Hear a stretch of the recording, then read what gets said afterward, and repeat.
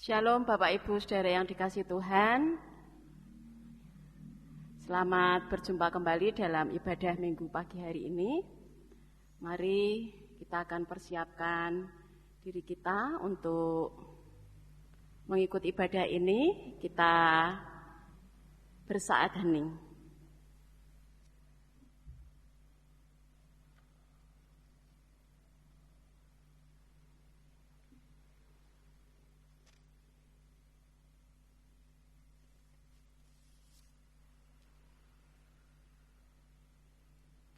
Ibadah minggu ke-17 setelah Pentakosta dengan tema bersuka oleh karena hikmat yang diberikan Tuhan.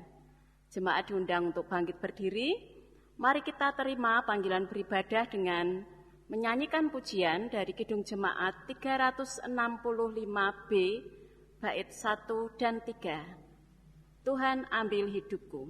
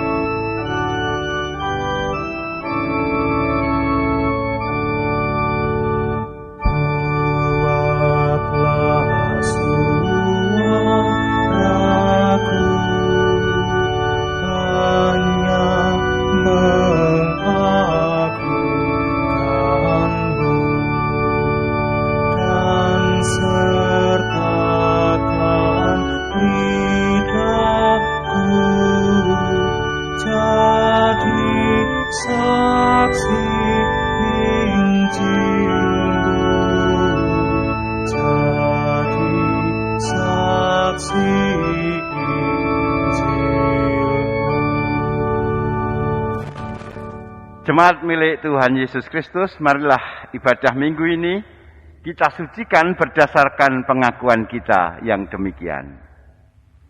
Tuhan yang menciptakan langit dan bumi adalah sumber pertolongan kami. Oleh karena itu terimalah salam rasuli, kasih karunia dan damai sejahtera dari Allah Bapa kita dan Tuhan Yesus Kristus ada pada saudara sekalian. Amin.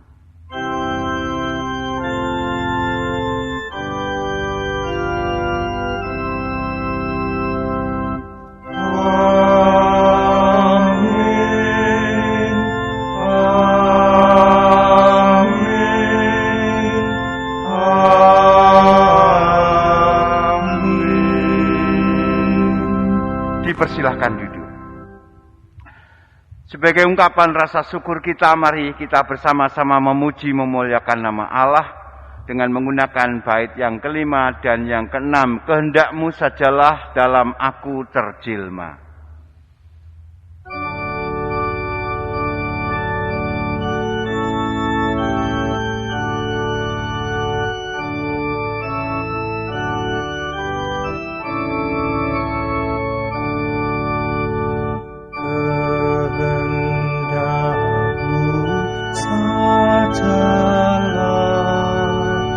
Dalam aku terjemah.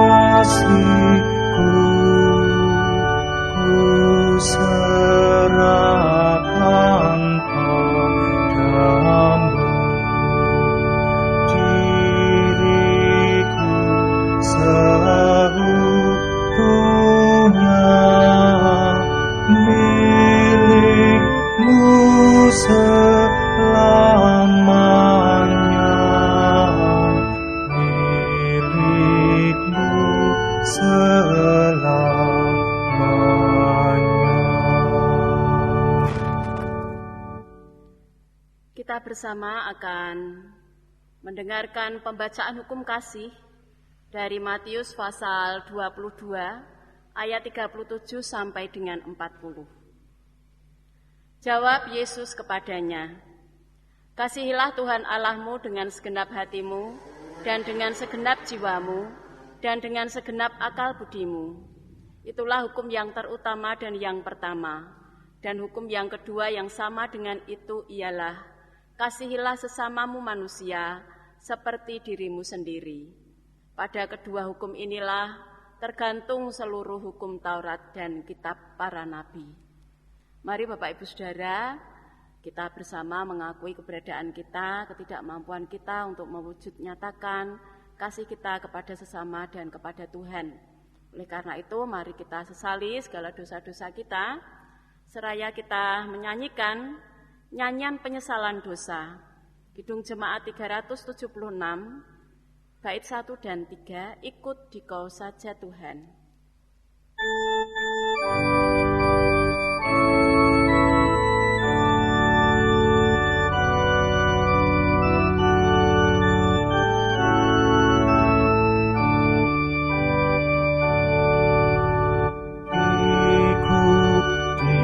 Saja Tuhan, jalan damai bagiku. Aku selamat dan sentosa hanya oleh darah-Mu. Aku ingin ikut Dikau dan mengabdi padamu. Dalam Dikau juru selamat, ku bahagia penuh.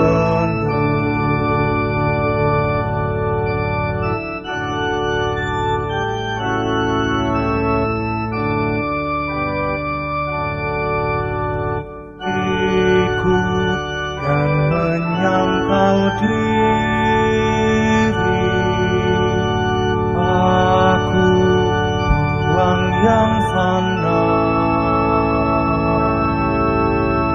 hanya turut kehendak-Mu dan pada-Mu berserah. Aku ingin ikut Dikau dan mengabdi padamu. Dalam Dikau juru selamat, ku bahagia penuh.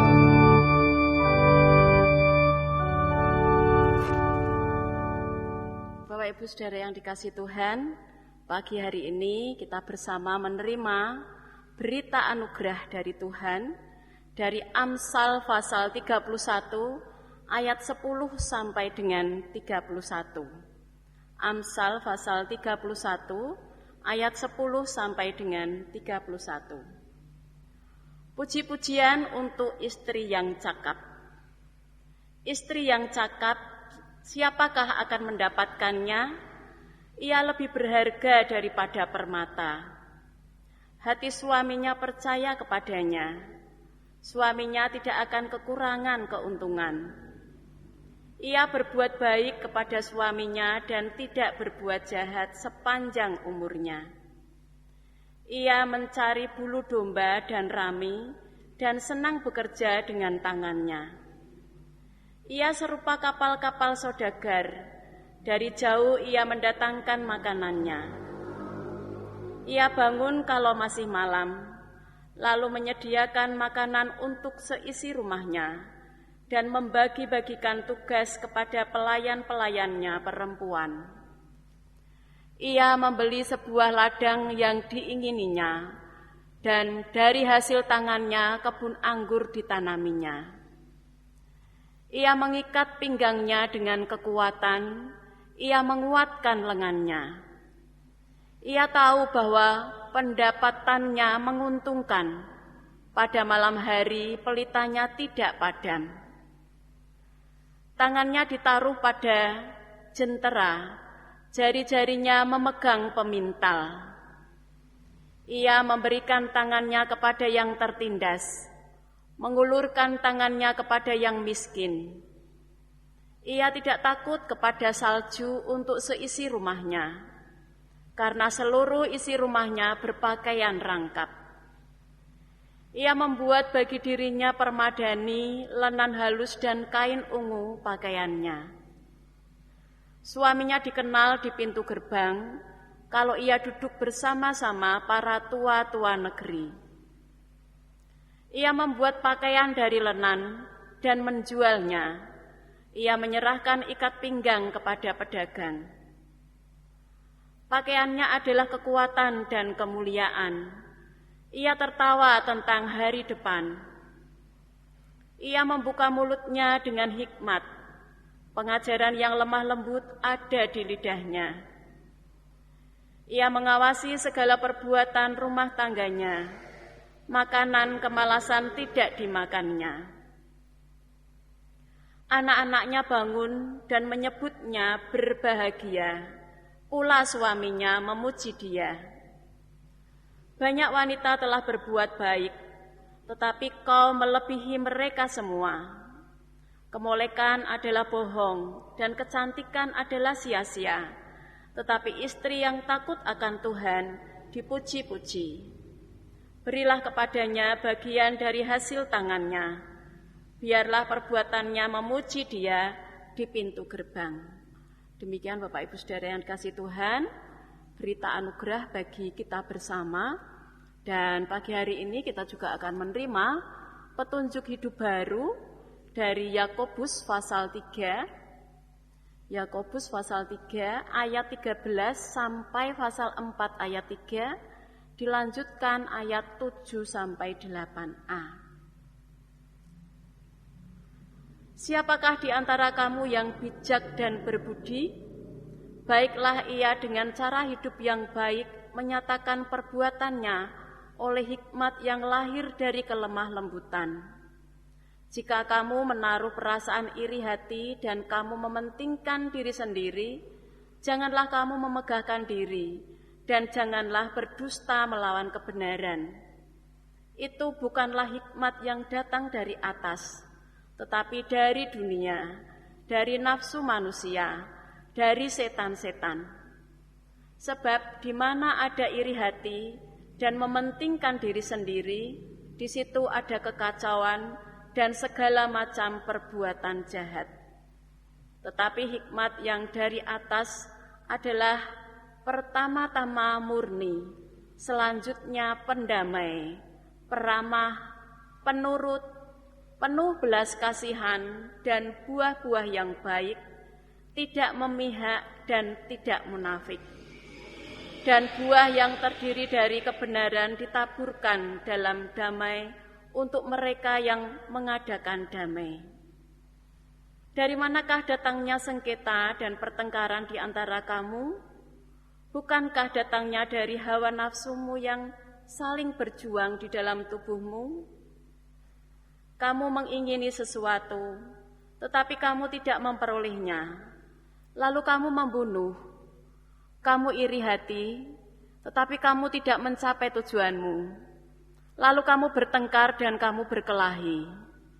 Kamu tidak memperoleh apa-apa karena kamu tidak berdoa.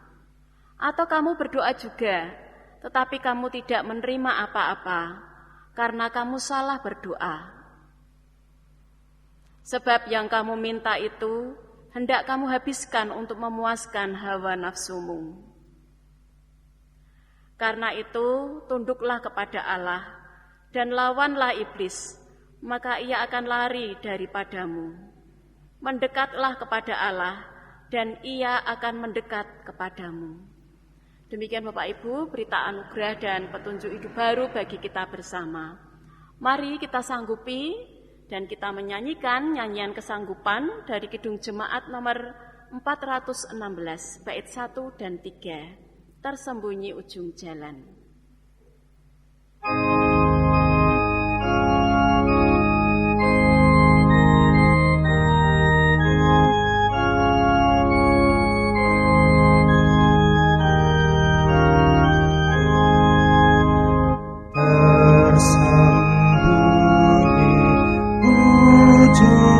Jalan hampir atau masih jauh, ku dibimbing tangan Tuhan ke negeri yang tak ku tahu. Bapa ajar aku juga maksudmu, tak bersangsi atau takut, beriman tetap teguh.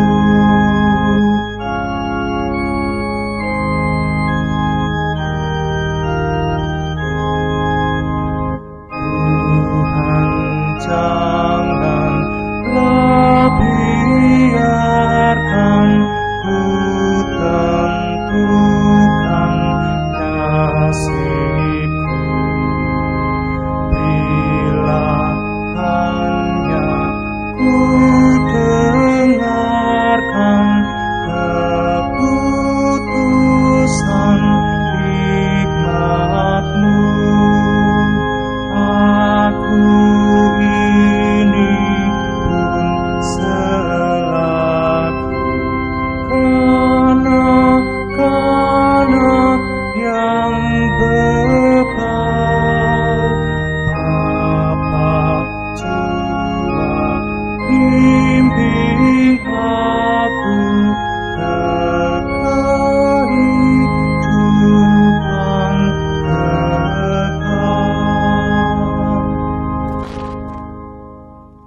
Bapak, Ibu, dan Saudara yang dikasihi oleh Tuhan, kita diberikan kesempatan untuk membawa tanda syukur kita kepada Tuhan, persembahan kita kepada Tuhan. Dan pada pagi hari ini, persembahan kita didasari dari Mazmur pasal 1. Mazmur pasal 1. Jalan orang benar dan jalan orang fasik. Berbahagialah orang yang tidak berjalan menurut nasihat orang fasik, yang tidak berdiri di jalan orang berdosa, dan yang tidak duduk dalam kumpulan pencemooh. Tetapi yang kesukaannya ialah Taurat Tuhan, dan yang merenungkan Taurat itu siang dan malam. Ia seperti pohon yang ditanam di tepi aliran air, yang menghasilkan buahnya pada musimnya, dan yang tidak layu daunnya. Apa saja yang diperbuatnya berhasil. Bukan demikian orang fasik. Mereka seperti sekam yang ditiupkan angin. Sebab itu orang fasik tidak akan tahan dalam penghakiman. Begitu pula orang berdosa dalam perkumpulan orang benar. Sebab Tuhan mengenal jalan orang benar, tetapi jalan orang fasik menuju kebinasaan. Mari Bapak Ibu Saudara, kita bawa persembahan kita dan kita memuji nama Tuhan dengan pujian nyanyian dari Kidung Jemaat nomor 287B, bait 1 dan 2. Sekarang beri syukur.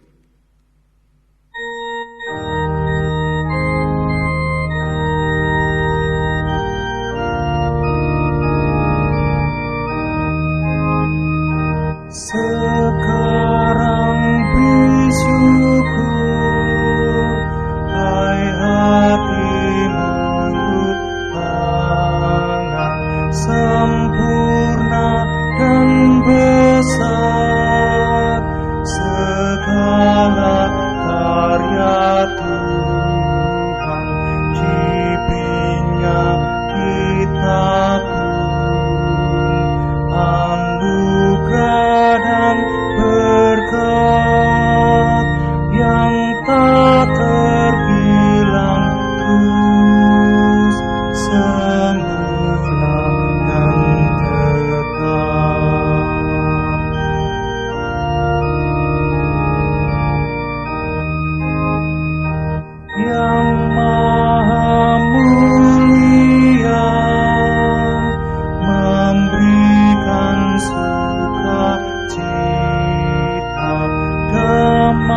sejahtera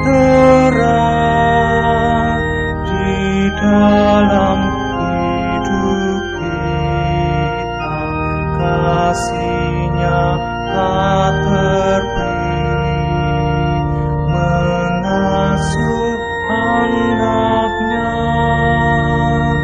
tolongannya besar seluas dunia.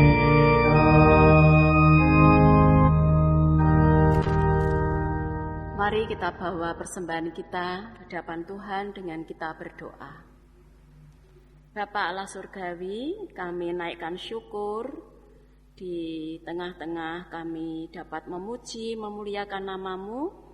Di tengah-tengah ibadah ini, kami juga Tuhan berkati dengan berkat-Mu yang melimpah.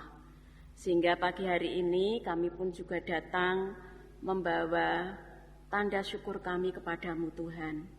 Inilah Tuhan persembahan kami yang semua berasal dari kasih-Mu yang besar yang telah Kau curahkan kepada kami. Kiranya Tuhan mensucikannya sehingga persembahan ini boleh menjadi persembahan yang harum di hadapan Tuhan dan dapat menjadi sarana agar supaya nama-Mu semakin dipermuliakan.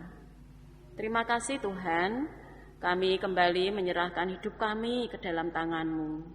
Kiranya Tuhan terus berkati setiap kami, sehingga kami pun juga dapat menjadi saluran berkat-Mu. Terima kasih Tuhan, kami akan mendengarkan firman-Mu. Tuhan, Roh Kudus berkarya kepada setiap kami. Hamba-Mu yang akan menyampaikan, Tuhan berkati, sehingga setiap kami yang mendengarnya pagi hari ini menerima sukacita dan berkat dari-Mu. Terima kasih Tuhan. Di dalam nama Tuhan Yesus Kristus, kami berdoa dan mengucap syukur. Amin. Jemaat kekasih Tuhan Yesus Kristus, bacaan Injil kita terima bersama melalui kesaksian Injil Markus pasal 9 ayat 30 sampai 37. Injil Markus pasal 9 ayat 30 sampai 37. Yesus dan murid-muridnya berangkat dari situ dan melewati Galilea. Dan Yesus tidak mau hal itu diketahui orang, sebab ia sedang mengajar murid-muridnya. Ia berkata kepada mereka, Anak manusia akan diserahkan ke dalam tangan manusia, dan mereka akan membunuh dia. Dan 3 hari sesudah ia dibunuh, ia akan bangkit. Mereka tidak mengerti perkataan itu, namun segan menanyakannya kepadanya. Kemudian tibalah Yesus dan murid-muridnya di Kapernaum. Ketika Yesus sudah di rumah, ia bertanya kepada murid-muridnya, "Apa yang kamu perbincangkan tadi di tengah jalan?" Tetapi mereka diam, sebab di tengah jalan tadi mereka mempertengkarkan siapa yang terbesar di antara mereka. Lalu Yesus duduk dan memanggil ke-12 murid itu. Katanya kepada mereka, "Jika seorang ingin menjadi yang terdahulu, hendaklah ia menjadi yang terakhir dari semuanya dan pelayan dari semuanya." Maka Yesus mengambil seorang anak kecil dan menempatkannya di tengah-tengah mereka. Kemudian ia memeluk anak itu dan berkata kepada mereka, "Barang siapa menyambut seorang anak seperti ini dalam namaku, ia menyambut aku. Dan barang siapa menyambut aku, bukan aku yang disambutnya, tetapi dia yang mengutus aku." Ya, demikianlah firman Tuhan. Yang berbahagia ialah mereka yang mendengarkan firman dan yang memelihara. Haleluya. Amin.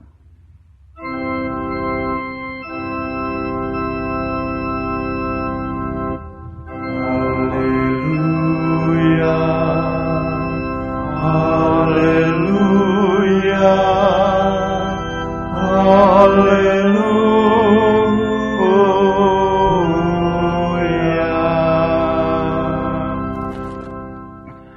Bersuka oleh karena hikmat yang diberikan Tuhan.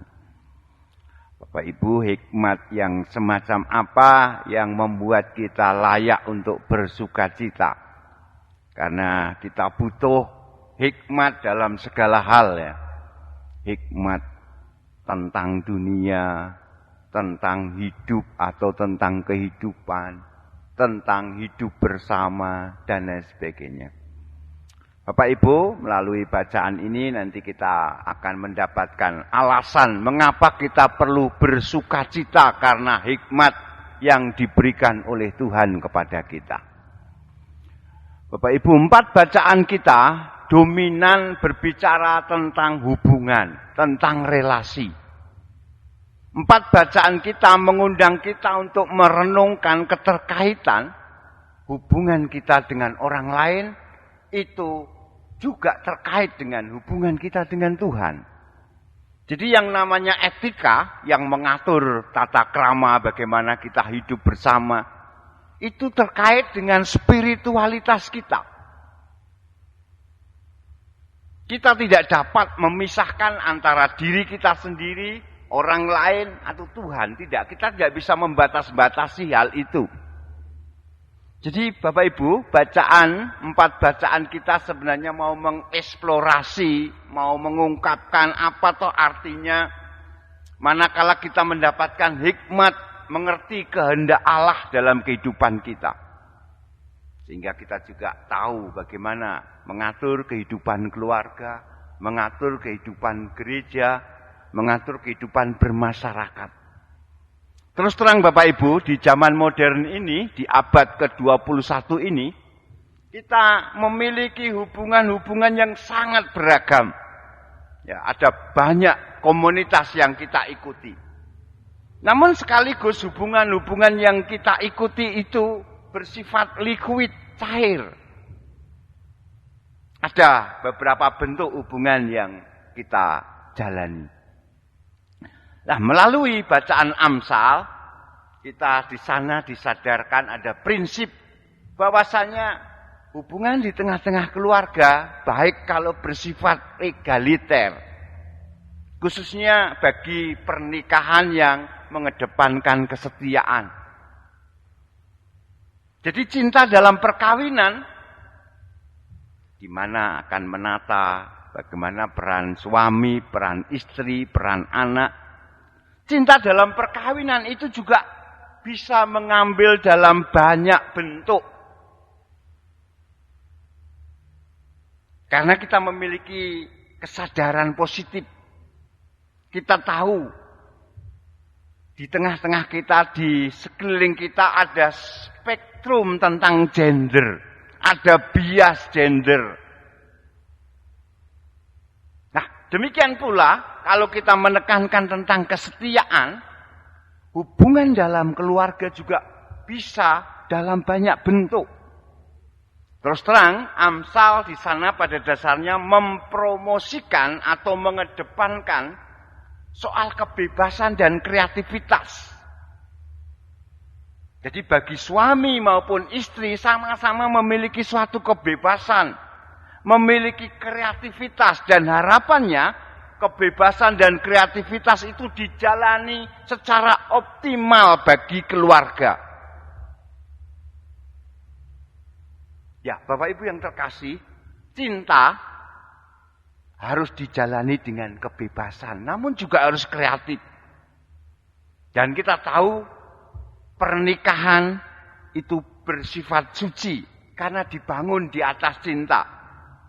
Dibangun pula di atas kepercayaan, saling percaya, dibangun untuk saling menguatkan, afirmatif. Jadi Bapak Ibu, itulah isi pernikahan yang mau mengedepankan kesetiaan. Pernikahan juga dibangun di atas doa kita. Supaya pernikahan kita itu benar-benar selaras dengan maksud dan kehendak Tuhan. Lah, karena pernikahan itu di sana ada kebebasan dan ada kreativitas demi keluarga, kita bisa membaca Amsal ketika berbicara tentang istri, diawali dengan siapakah yang akan mendapatkan istri yang cakap. Amsal menetapkan satu standar yang sangat tinggi bagi istri dan suami. Secara khusus dibaca tentang istri. Dikatakan di sana ada banyak peran yang dimiliki oleh seorang istri. Dia seorang manajer keluarga. Dia mengatur segala sesuatu. Dia juga juru masak yang handal, bahkan menyediakan bahan-bahan masak tersebut. Dia juga seorang pengrajin. Dia seorang pebisnis yang tahu yang namanya investasi. Dikatakan tadi terhadap masa depannya dia tidak takut. Dia memiliki atau menjadi teladan moral yang baik bagi komunitas. Ini satu standar yang luar biasa. Ketika itu dijalani dengan kebebasan dan kreativitas. Jadi Bapak Ibu, perempuan dan laki-laki dalam perkawinan memang harus dibebaskan dari stereotip bias gender, seksisme. Kita mengenal di budaya kita pembatasan peran wanita. Di Afghanistan, menteri tidak boleh perempuan.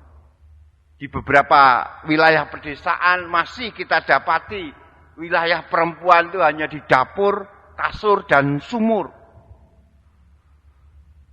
Padahal Bapak Ibu, itu berarti tidak ada kebebasan. Di sana tidak ada kreativitas. Padahal perempuan sama seperti laki-laki, dia memiliki suatu ekspresi. Dan ekspresi itu terbuka secara luas. Jadi Bapak Ibu, bacaan dari kitab Amsal ini harus kita baca sebagai semacam aspiratif untuk mengkoreksi atau untuk meneguhkan kehidupan keluarga kita masing-masing. Berbagi peran secara tanggung jawab, secara adil. Berbagi peran secara sukacita. Supaya pemeliharaan, pengasuhan dalam kehidupan keluarga terjadi. Supaya pelayanan di masyarakat juga terjadi. Supaya profesi yang dimiliki oleh setiap anggota keluarga itu juga bisa dijalani dengan maksimal. Jadi sebenarnya Bapak Ibu, kalau kita berdasarkan prinsip dari Amsal ini, semua peran bisa saling dipertukarkan. Asal ada persetujuan, asal ada tanggung jawab, asal ada upaya saling memahami. Nah ini Bapak Ibu, beberapa minggu yang lalu saya mendapat pertanyaan, Pak, suami saya nggak pernah memberi saya uang, dan lain sebagainya. Lalu saya katakan asal itu pembagian perannya sama-sama dilakukan dengan bertanggung jawab, tidak soal. Ya, asal kebebasan dan kreativitas masing-masing individu dapat dipertanggungjawabkan. Jadi Bapak Ibu, kehidupan yang berintegritas itulah yang diinginkan dalam bacaan Amsal ini. Apa yang dimaksud dengan kehidupan berintegritas? Yaitu kehidupan di mana semua bagian anggota, entah itu suami, entah itu istri, entah itu anak, merasa cocok dalam bagian yang dia pilih. Dijalaninya dengan sungguh-sungguh dan menjadikan dia bermartabat. Jadi kehidupan berintegritas mungkin berbeda dengan sorotan budaya, mungkin bertentangan dengan norma-norma sosial dan budaya yang ada di sekitar kita. Tapi penekanannya tadi, ada kebebasan, ada kreativitas, ada integritas. Jadi bisa jadi kita melakukan upaya pembalikan peran. Dan bisa jadi sekali lagi itu bertentangan dengan konvensi sosial budaya yang ada saat ini. Tapi itu dilakukan dengan penuh cinta. Jadi yang terpenting sekali lagi, masing-masing anggota keluarga melakukannya yang terbaik untuk kebaikan yang lebih besar. Nah, ini persoalannya. Jadi apapun yang dilakukan oleh anggota keluarga, asal itu untuk kebaikan yang lebih besar. Tidak hanya untuk dirinya sendiri. Ya, dan sekali lagi, bisa jadi itu akan membengkokkan peran gender ala Jawa. Nah, aneh Bapak Ibu, Amsal ini ditulis ribuan tahun yang lalu. Tetapi sangat aktual saat ini. Sangat up to date. Ya, jauh sebelum Kartini sudah berbicara tentang kebebasan dan kreativitas.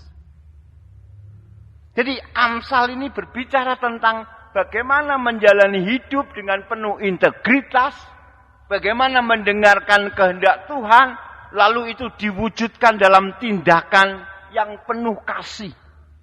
Tidak dengan paksaan atas nama peran gender tertentu, tidak. Dilakukan dengan sukacita. Nah, oleh karena itu suami-suami hendaknya tidak boleh melarang ekspresi dan kebebasan kreativitas dari istri. Karena itu semua dilakukan demi untuk keluarga.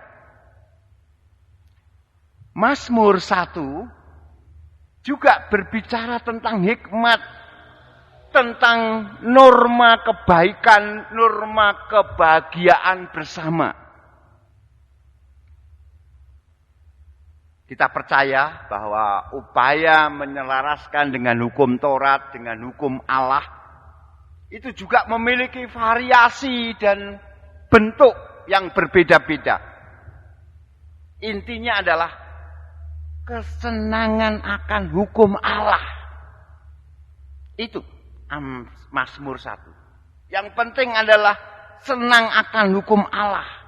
Dan senang akan hukum Allah ini lebih luas dibanding pandangan sempit tentang apa yang boleh dan apa yang tidak boleh, apa yang halal dan apa yang haram.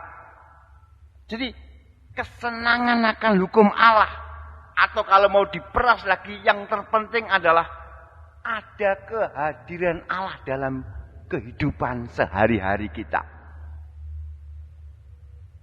Ini satu hikmat tersendiri. Kita menginginkan kehadiran Allah dalam kehidupan sehari-hari. Oleh karena itu kita senang akan hukum Allah. Selalu ingin mengerti hukum Allah. Pemazmur percaya bahwa pemeliharaan Allah, hikmat Allah itu akan ada dalam hidup kita. Manakala kita fokus dan mencondongkan diri pada kehendak Allah. Dan manakala hidup kita condong dan fokus pada kehadiran Allah, maka hidup bersama kita akan menjadi terberkati. Hidup bersama kita akan menjadi lebih berkembang. Bahkan hidup bersama kita akan memampukan kita untuk bersedia dan rela dengan sukacita untuk berkorban. Itu dalam Mazmur. Jadi Mazmur mau mengajak lebih dalam lagi, ada kesediaan berkorban. Jadi dalam hidup bersama perlu apa yang disebut dengan namanya pengorbanan. Ini benar seperti yang dikatakan istilah Jawa, jer basuki mawa biyo. Kalau mau sejahtera ya harus ada pengorbanan. Ada kesediaan untuk memberikan diri. Nah, Bapak Ibu, dalam kitab Yakobus di sana mendefinisikan hikmat sebagai upaya melibatkan diri dalam hidup yang penuh kelemah lembutan, penuh kesabaran. Dan kelemah lembutan atau kesabaran tadi diwujudkan dalam kepedulian pada kesejahteraan bersama, kepedulian kepada kesejahteraan orang lain juga. Jadi orang yang lemah lembut, orang yang sabar, itu peduli pada orang lain. kelemah lembutan, kesabaran itu akan melahirkan kebaikan untuk teman, untuk sahabat, bahkan untuk musuh. Untuk orang yang membenci kita. Mengapa Yakobus mengajarkan agar kita lemah lembut?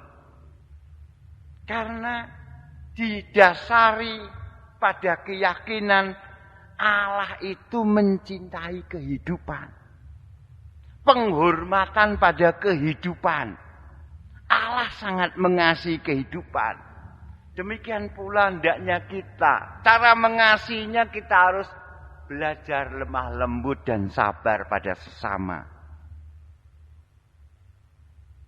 Nah, sekali lagi Bapak Ibu, untuk bisa lemah lembut, belajar sabar, belajar mencintai kehidupan, sama seperti bacaan Mazmur tadi, berusaha dekat dengan Tuhan melalui doa-doa kita. Sehingga lagi-lagi kehendak Tuhan itu terwujud dalam kehidupan kita secara utuh. Kehendak Tuhan itu membuat kita mampu memilih hidup yang penuh kepedulian, hidup yang penuh kesadaran diri. Dan yang terakhir dari Injil Markus, Bapak Ibu, dalam Injil Markus mengajak kita untuk mempertimbangkan apa toh arti yang terbesar, ini menjadi nafsu setiap manusia. Apa sih arti dari menjadi orang yang hebat? Nah, Bapak Ibu, ternyata kehebatan dan kebesaran kita itu ditentukan oleh kemampuan relasi kita, kekuatan relasional kita. Yang terbesar di antara kita adalah mereka yang memiliki komitmen untuk melayani, untuk menghormati yang paling kecil dan paling rentan.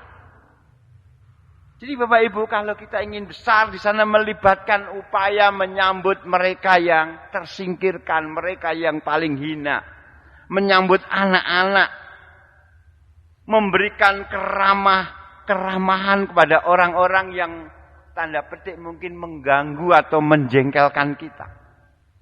Memberikan kepedulian kepada siapapun. Ya, Bapak Ibu yang terkasih, kalau kita tahu hukum yang terbesar itu adalah kasih, kebajikan yang terbesar itu kasih, maka orang yang terbesar adalah mereka yang mengasihi dengan sebaik-baiknya. Mereka yang terbesar adalah mereka yang mencari keindahan. Mereka yang membawa keutuhan dalam hubungan. Membangun relasi. Memayu hayuning bawono. Dan bisa jadi sama seperti peran gender di depan dari soal Amsal. Mungkin ekspresi kasih kita bisa jadi berbeda dengan adat, kebiasaan atau budaya, norma budaya dunia yang ada di sekitar kita. Tapi itu tidak soal. Bisa jadi kasih kita tidak sesuai dengan tradisi tadi, seperti Amsal. Tidak sesuai dengan tradisi patriarki atau matriarki. Bisa jadi tidak sesuai dengan pola hubungan kekuasaan atau pola hubungan kepemilikan, bahkan dalam peran budaya atau perbedaan kelas bisa jadi. Tetapi Bapak Ibu, cinta yang sejati, kasih yang sejati akan terus berusaha untuk mencari kebaikan, mencari yang indah, mencari penyembuhan, mencari keutuhan. Kasih akan membawa orang pada kebebasan dan kreativitas. Kasih akan mendatangkan keindahan dan pertumbuhan kedewasaan. Jadi kasih akan mendatangkan hal-hal itu bagi mereka yang kita cintai, bagi anak-anak kita, bagi pasangan kita, bagi teman kita. Inilah hikmat yang membuat kita bersukacita karena kita mampu mengekspresikan kasih dengan kebebasan dan kreativitas. Tidak lagi dibelenggu oleh batas-batas budaya, batas-batas adat dan lain sebagainya. Namun lebih daripada itu Bapak Ibu, penekanan dalam bacaan Injil tadi, karena di depan bicara soal Yesus menderita supaya bisa menyelamatkan. Kasih mungkin, bahkan tidak mungkin, pasti akan melibatkan pengorbanan. Kasih akan melibatkan penderitaan supaya tercapainya kebaikan terbesar. Supaya bisa mempromosikan keindahan. Jadi kasih pada dasarnya bukan tentang aku.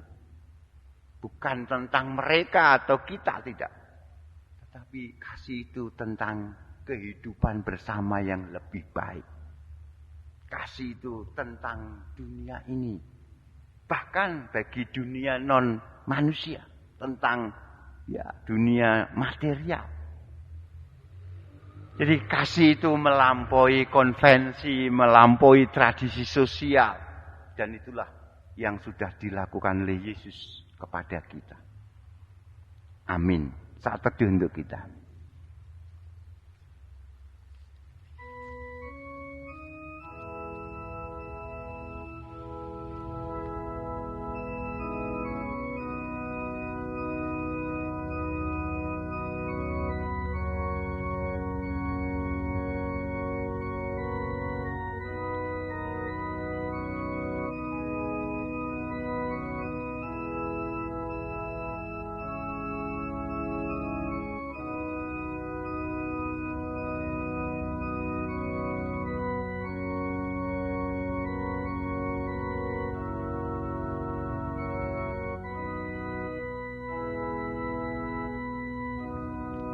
Kita sempurnakan seluruh doa-doa dalam ibadah kita dengan doa Bapa kami. Mari kita berdoa. Bapa kami yang di surga, dikuduskanlah namamu, datanglah kerajaanmu, jadilah kehendak-mu di bumi seperti di surga. Berikanlah kami pada hari ini makanan kami yang secukupnya, dan ampunilah kami akan kesalahan kami, seperti kami juga mengampuni orang yang bersalah kepada kami. Dan janganlah membawa kami ke dalam pencobaan, tapi lepaskanlah kami daripada yang jahat. Karena Engkaulah yang punya kerajaan, dan kuasa, dan kemuliaan, sampai selama-lamanya. Amin. Jemaat kami undang untuk bangkit berdiri, kita respon firman Tuhan tadi, dengan nyanyian pengutusan, memakai kidung jemaat 357. Dengar panggilan Tuhan dan oleh kuasanya.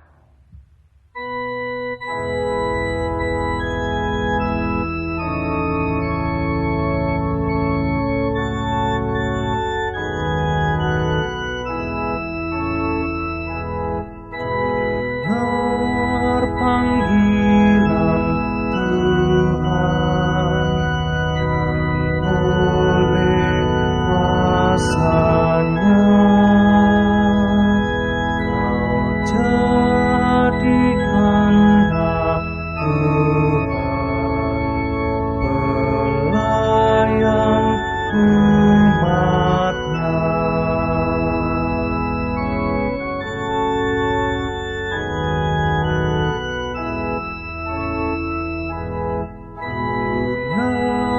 Gunakanlah bakatmu, pemberian kasih-Nya, amalkanlah karyamu bagi manusia.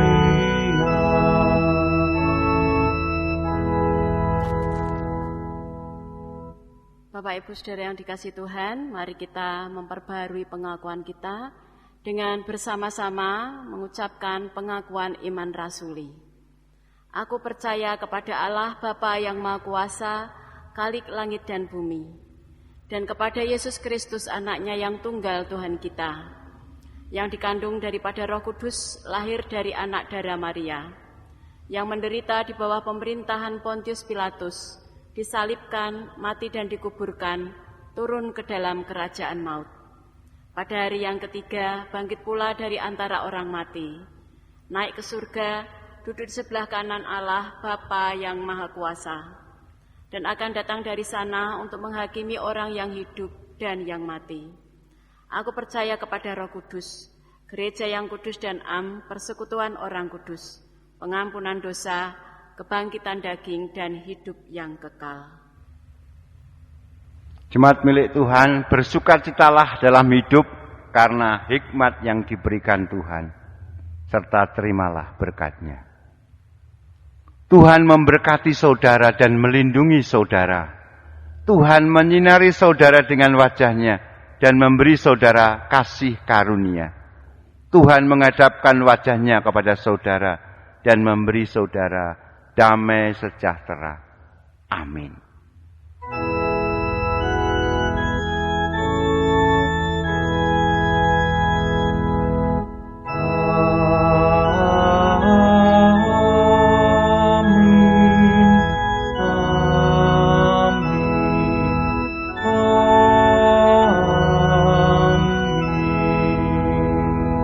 Kita akhiri ibadah kita dengan nyanyian penutup Kidung Jemaat 357 bait yang ketiga dan yang keempat. Percaya pada Tuhan.